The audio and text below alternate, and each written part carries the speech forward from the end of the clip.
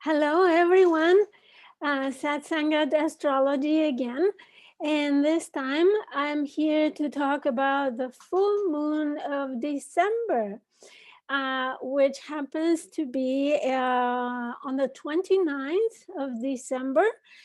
And it helps us to say goodbye to this 2020 year.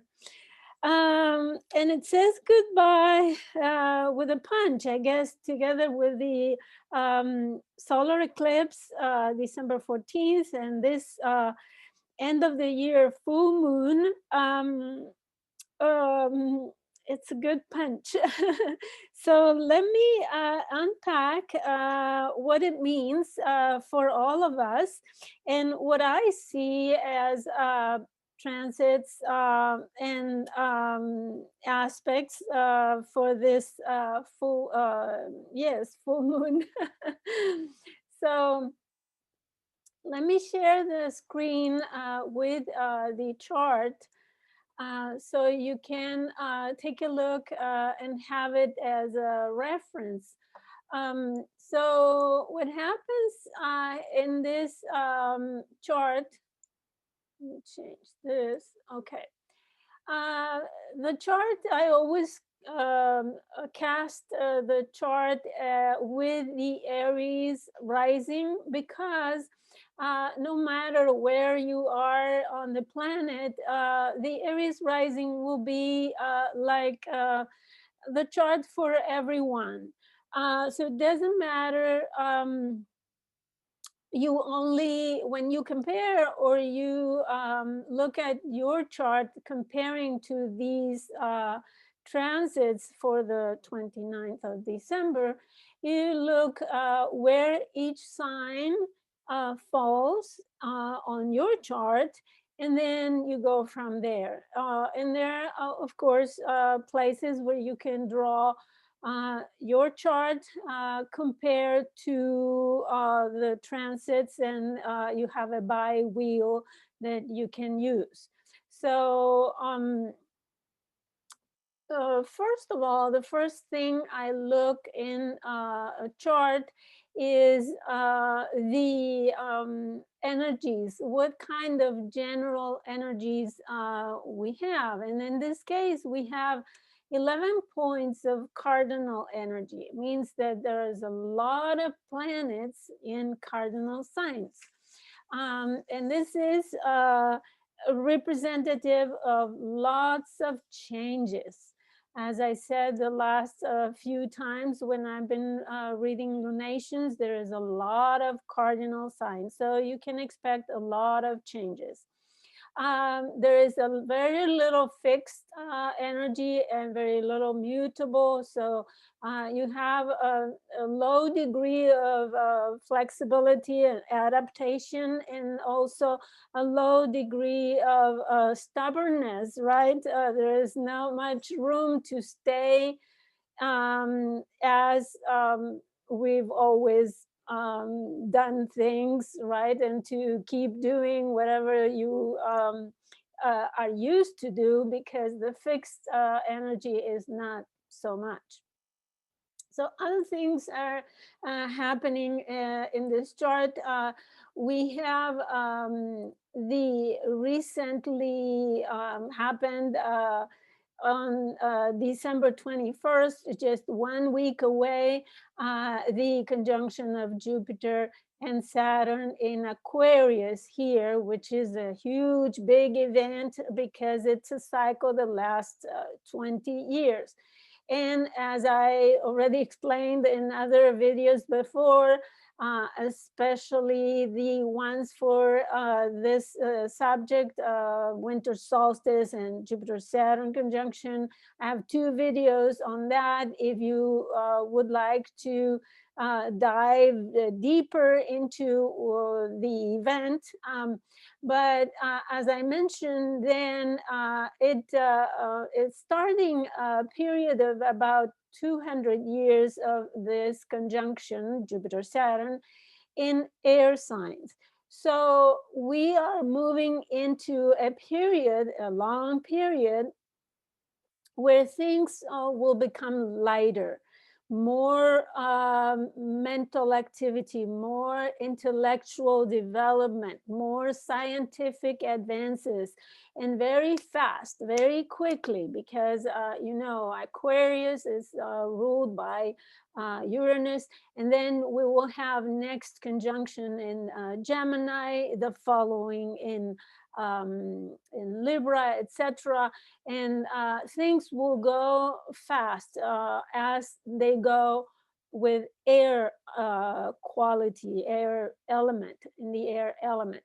So it's the air is movable, and it goes back and forth, and it goes really fast. So we can expect developments to happen really, really fast. So we have the sun in Capricorn now at 8 degrees, almost 9 degrees, and the moon at 8 degrees of Cancer, right? The moon is at home, finally. So she is comfortable there, looking for safety, security, and also at the same time reflecting the social safety and security that is the sun is shedding on the moon, right? And with every opposition in astrology, we're looking at relationships. So it could be relationships from one person with another, but it could also be relationships in social contexts, in relationships between two groups of people, relationships of a person with the environment, etc. So it is a full moon or an opposition in with any planets. We're looking at an energy that is confronting another energy, and we need to find resolution with that polarity, finding the middle point, the point of balance between those two energies. In this case, Capricorn is society, the institutional and governmental organizations that are ensuring the social safety and security, right? And the moon and Cancer is more representative of people finding their safety in inner safety, right? Emotional refuge or protection, right? Is representative of the symbol of this of Cancer is the crab, and the crab is covered by a shell, meaning that it is a sign that looks for protection, right? It obviously it's associated with the home and the house, where we find a refuge from weather and other situations. So this lunation is mainly looking for security and safety, and how we'll take a deeper look at this, because the axis of this full moon at almost 9 degrees Cancer Capricorn is squaring Chiron, and Chiron just turned direct just a few days before. So Chiron in Aries is representative of our existential vulnerability, identity vulnerability. So we've seen the whole year, we've seen, or since Chiron ingressed in Aries, we've seen this show more strongly of identity issues, like groups of people, sectors in society that are claiming to be recognized, right? Because Chiron in Aries is feeling not recognized for who we are. Aries, the first sign of the zodiac, is the sign that represents our identity, who we are, and the right to act and to be and to exist, right? And since the pandemic, so Chiron also represents the very existential threat that we are as humanity, as the identity of human life is suffering, right? But I would say that right now the virus is jumping species as well. So the life itself, no matter the species, is under threat with this crisis, this biological crisis. So this lunation forming a T-square with Chiron, and Chiron is triggering this need to look for safety and security, right? So we see that the pandemic is worsening in many places in the world, even places like Korea, South Korea, where they thought they had it nailed. Italy, for example, and they thought that they had it already, and now is surging again. And of course, United States has been under uh, um, um, increase, a surge very rapidly, worse than any other country almost. So I am not talking true statistics, but you can go to different websites where they have accurate statistics, and you can find the countries that are most affected and the ones that are not so much. Anyways, but one thing is true: the pandemic is resurging in many places, and people are looking for safety, protection from that threat. And people, of course, represented by the moon, are looking to stay at home. Especially reasonable people and sensible people will look to stay at home as much as possible. Schools in many places are closing and sending kids where they were open, right? Sending kids home in order to avoid the spread, the public spread of the virus. And so many other measures are being taken in order to protect people. So here we have the sun, which would be authority figures in Capricorn, which is exactly the governmental institutions and organizations that are in charge of providing and promoting protection of people, right? Like regulations, etc. And this authority figures are now looking for different measures of protection for people, especially considering that the ruler of Capricorn, which is Saturn, is now in Aquarius, the sign of society and the collective. So we can expect an increase of restrictions, social restrictions, in order to cope with this threat. At the same time, Saturn and Aquarius also may represent the new scientific findings and the vaccines that were developed really fast in order to help. And other scientific discoveries, maybe they find medicines that help with the pandemic and to control the virus. Who knows? as I said, things are going to happen really fast.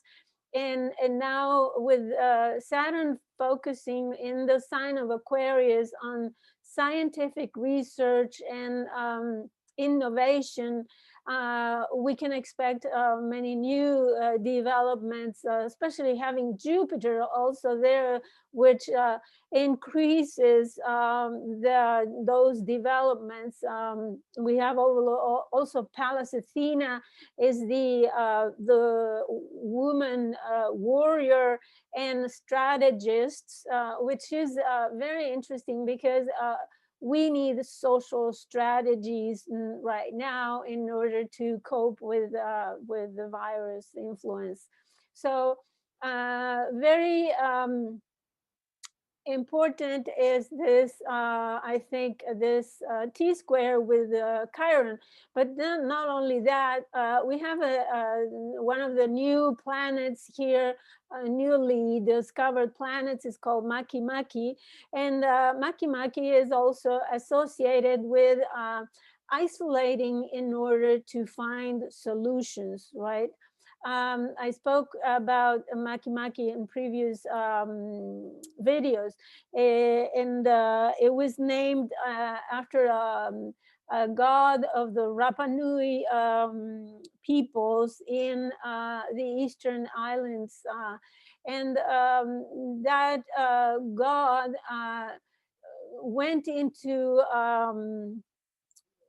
well, the legend goes that they look for a candidate, right, in order to be the wise man or god.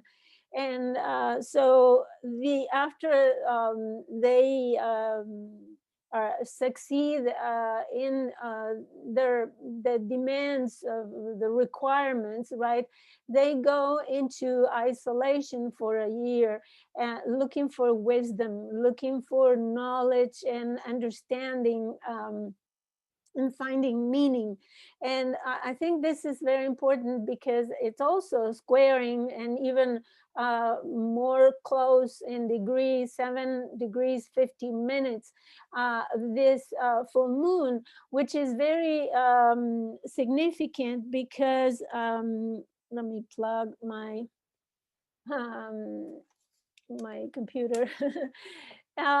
So it's very significant because actually we probably by the end of December will be more inclined to isolate ourselves in order to protect ourselves, first of all, Chiron, from the threat, right? But also in order to find the wisdom, the understanding, and apply the meaning into our own lives. I know it is very challenging, and we'll talk about the economic part of it, but mainly what we need is to find meaning on this in order to really take advantage of the challenge that COVID-19 has brought to our lives. It's not only a threat to our lives, but is also a challenge for us to change our ways, the ways that are not working well anymore, that are not helping us grow and make a positive progress. So there are things in our lives, personal and social, that we need to change in order to um, come out of this challenge successfully, right? And we see that this cardinal cross, Aries, Libra, Cancer, Capricorn, is the cardinal cross, which is change. It implies change. And we'll see what more. Let me review my notes.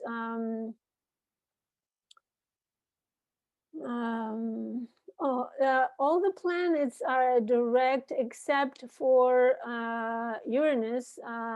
It's the last planet that will move direct in January.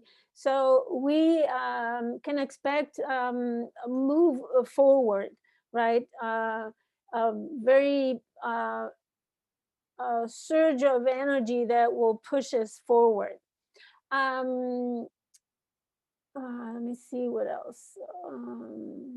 Okay. Another Grand Cross, as you see here with the red lines, I don't know if you see them, but let me see if I can.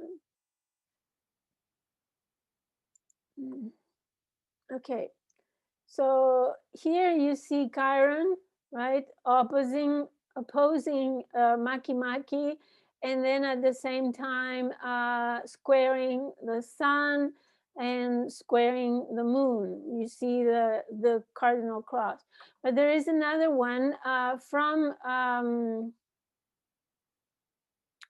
the nodal axis. We have the nodal axis conjunct here. The south node is conjuncting Venus in Sagittarius, and it's squaring Neptune and Vesta, the asteroid Vesta.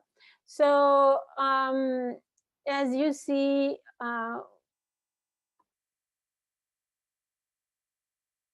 right there, with the north node is not marked on the transits. But there is a Grand Cross 1819 degrees. So let me talk about this. This is a mutable cross. In mutable signs, Gemini, Sagittarius, Virgo, Pisces. And so it implies a degree of adaptation and flexibility that we need to have in order to go through this lunation. But Neptune, since it travels so slowly, it has been squaring the nodal axis, the south and north node, for a while. And what it means is that Neptune is this disillusionment and also confusion and misleading information. For example, Gemini would be information, knowledge, right? And Sagittarius will represent beliefs, culture, legal, the law, the truth, right? The higher truth and knowledge. So sometimes what happens is due to Neptune and Pisces, we oscillate and switch back and forth from believing things and confronting those beliefs with pieces of information, and then go back to believe this or that, and then being informed or having access to new knowledge, and then we go back and forth with a huge confusion, and sometimes we deceive ourselves, or we are deceived by this back and forth things. There are many opinions around going on. I would say more opinions than facts, and that has really been very challenging. Okay, so but we have now Venus conjunct the south node, and this is creating, and it's applying just a couple of degrees. So it will happen exactly in 3 days or 4 days. And what happens is that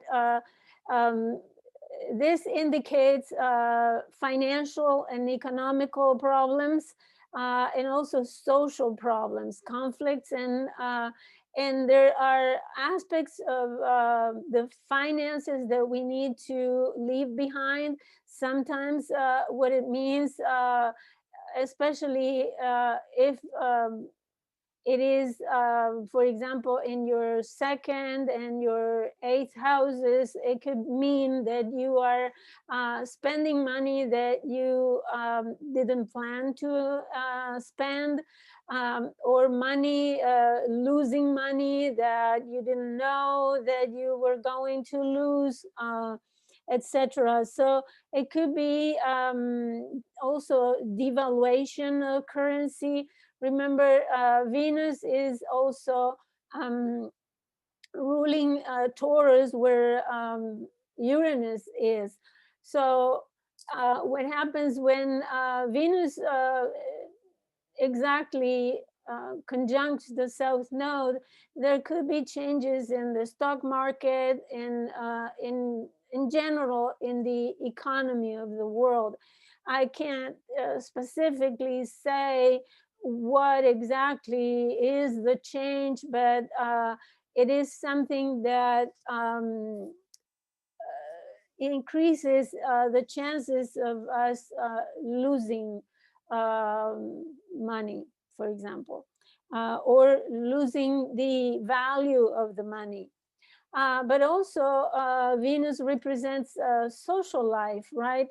So it could be that we will become less social or more distanced socially from other people. We need to isolate more from social life. So this could indicate, in fact, that we are that we need to renounce to, for example, having big celebrations for the festivities of the end of the year. Definitely, what I see here is that sensible people and will take reasonable measures in order to protect themselves and not have participate in big gatherings, because this aspect of Venus conjuncting the south node suggests that we need to isolate socially some more, especially having the square um, to Neptune and Vesta. And let me explain something more about this, because Neptune, together with Ceres in Pisces, talks about healthcare and people who are sacrificing themselves in order to, in the hospitals, Pisces, in order to attend those that are sick, that are falling sick. And Vesta is really in Virgo. She is invested, or she is focused and consecrated to work. Opposite to this, to have work in order to care. Ceres and Neptune in Pisces took care for the sick, and the people could be people with disabilities, people who are vulnerable in society. So Vesta is showing the need for us to commit to the work responsibilities that we have, and concentrate and invest our energy in working to help resolve the physical reality that we are confronted with, which is attending the survival of humanity, right? This is really serious. And also having the sun square Chiron blocks our vitality and our stamina, and also the creativity to some degree, and our self-expression. We are compelled to, as I said, invest in working to heal, instead of having fun, right? The sun in Capricorn is not too much fun. So we may be switching and swinging between having to attend to healing and our health and survival, and avoiding, right, avoiding this Chiron, this vulnerability. Or people, some people are still in denial, and I always said that that's part of the grief, the grieving. That once we have a great loss, the first stage in grieving is denial. So, but with time and processing the events, people will start to accept and recognize that there is a threat, that there is a physical reality that we are facing. And little by little, I think people will start taking action in order to protect themselves and others. So let me check my notes here. So with Venus, with the south node, we also need to renounce to our desires, right? Especially the selfish desires, and those desires that are not appropriate anymore. And also there is an update or purging of our values, right? What is it that we value in Sagittarius? We are valuing, for example, traveling a lot less because of the conjunction of Venus with the south node. So, and there could also be scarcity, because Venus represents resources and those things that we need in order to survive. So it could represent some level of scarcity. And we already have seen how people are suffering, and they are very long lines waiting for to get food. And there are people who have been evicted from housing because they are not able to pay the rent. And so many financial problems, right? And this is what Venus with the south node can give within this context of the pandemic. Of course, it's not always the same, because almost every year Venus conjuncts the south node, and it's not always the same. But there is some degree of loss of value. So I think by that time, by the end of the year, many more people will go poorer than before, and not knowing if they will be able to eat the following day. So if you are able to contribute and to charity organizations, and make donations of food or whatever you are able to donate, make sure that you um, that you do, if you are able to.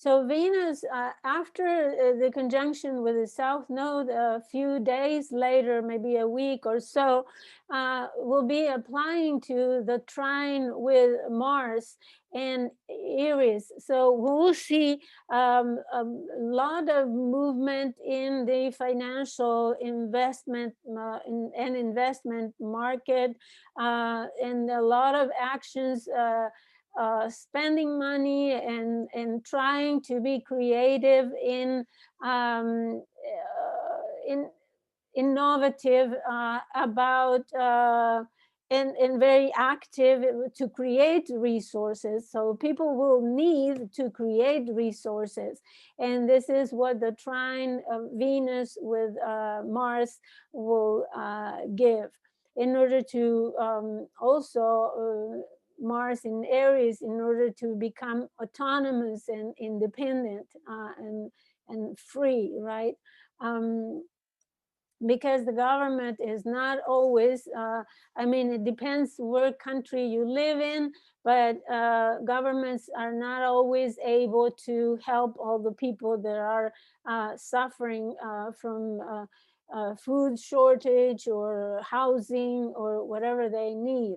So there are some countries that are not able to cope with this situation at all, and they are having very critical problems. So in this case, the resolution for the square of Neptune and the south node, that will be the south node, which is the review of beliefs. Neptune in square to the south node and the north node, it is the south node is the resolution nodes for this square. And what it means is that as we are challenged in our beliefs, we need to review them and update them in order to match the new true information, right? There's a lot of facts and data out there, and you need to be very, very reasonable and very tuned in to the logic and also your intuition, right? Neptune also rules intuition and how you learn things in one piece without needing to be logical or anything. So make sure that you also tune into your intuition in order to discern, right? Virgo, discernment of what is true and what is not true. Make sure you fact check everything that you talk about. And also the resolution node for Vesta is the north node. And the north node implies that in order to work, right, to focus and invest our energy in the work at hand, we need to gather the data and the true information that we need in order to do it. Okay, so this is mainly what the chart says. It's a bunch, mouthful, but I hope that it's some kind of hint or an inspiration also for you to see how it applies to your birth chart. And if you would like more specific information on how the transits and the changes are affecting you personally, for example, financially and in relationships, etc., don't hesitate to contact me for a reading, a personal reading. And I thank you very much for subscribing to my channel and liking and sharing my videos if you so feel inclined to do.